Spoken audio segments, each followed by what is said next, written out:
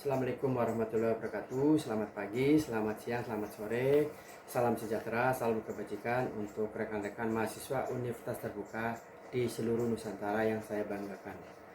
Semoga kita selalu dalam keadaan sehat walafiat sampai dengan pertemuan keempat ini dan terus sampai dengan pertemuan terakhir. Untuk sesi 4 daripada mata kuliah perencanaan pemasaran, kita akan bicarakan sedikit tentang mengenai perencanaan suatu produk. Tentunya produk itu dibuat dalam rangka untuk memenuhi suatu kebutuhan konsumen. Dalam merencanakan suatu produk, kita memiliki dua kriteria atau dua tahapan. Yang pertama adalah produk itu sendiri yang memang belum ada dan diciptakan untuk memenuhi konsumen. Yang kedua adalah produk yang sudah ada kita kembangkan akan lebih baik lagi sesuai dengan kebutuhan atau harapan daripada konsumen. Sebagai contoh misalnya katakanlah diciptakannya mobile phone atau handphone. Dahulu kala komunikasi hanya kita bisa lakukan lewat fasilitas telepon memakai jaringan jaringan kabel, sehingga itu tidak bisa kita menyediakan waktu untuk bisa dihubungi di mana saja dan kapan saja. Hanya pada saat-saat waktu tertentu bisa kita hubungi.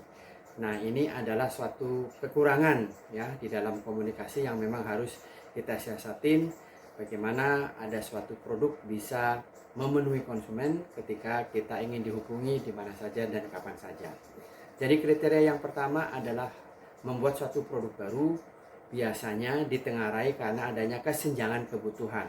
Kesenjangan kebutuhan apa? Seperti saya katakan tadi, ketika kita ingin berkomunikasi dengan saudara, dengan rekan kerja dan sebagainya, manakala dulu hanya memakai jaringan fasilitas kabel, maka kita hanya bisa dihubungi pada waktu atau jam tertentu.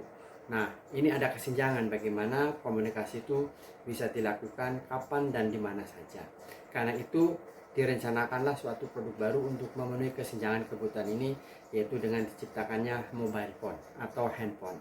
Jadi produk ini memang diciptakan dalam rangka untuk memfasilitasi kesenjangan kebutuhan komunikasi antara kita dengan sahabat atau dengan rekan kerja yang berharap bisa berkomunikasi dimanapun dan kapan saja. Nah, yang kedua adalah produk itu bisa kita kembangkan. Artinya produk yang sudah ada di dalam memenuhi kebutuhan konsumen bisa kita kembangkan.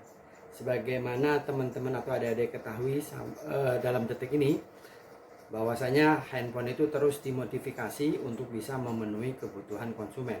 Yang dahulu hanya untuk bisa berkomunikasi, sekarang dikembangkan bisa untuk foto dan kemudian untuk bisa membuat video.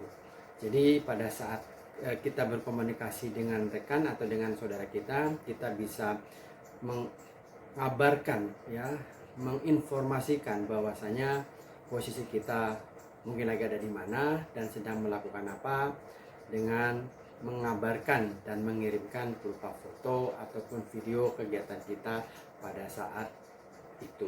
Nah, demikian materi kita tentang suatu perencanaan suatu produk, bagaimana produk ini kita rencanakan sebagai salah satu strategi pemasaran. Saya simpulkan di sini bahwa produk itu karena pertama adalah memang belum adanya kesenjangan kebutuhan dari beberapa pihak sehingga perlu diadakan. Seperti contoh tadi alat komunikasi yang dahulu hanya memakai jaringan kabel, kita tidak bisa kapan saja menghubungi, harus pada waktu dan tempat tertentu yang sudah disepakati. Yang kedua, produk itu seperti saya jelaskan tadi, handphone sebagai produk yang memenuhi kebutuhan komunikasi kapan dan dimana saja, dikembangkan dengan fitur-fitur tertentu yang tadinya hanya bisa berkomunikasi, kita bisa sekarang bisa untuk mengabarkan dengan foto atau mengabarkan dengan video. Demikian adik-adik mahasiswa yang saya banggakan, semoga bermanfaat pencerahan ilmu pada sesi keempat ini. Terima kasih, tetap semangat.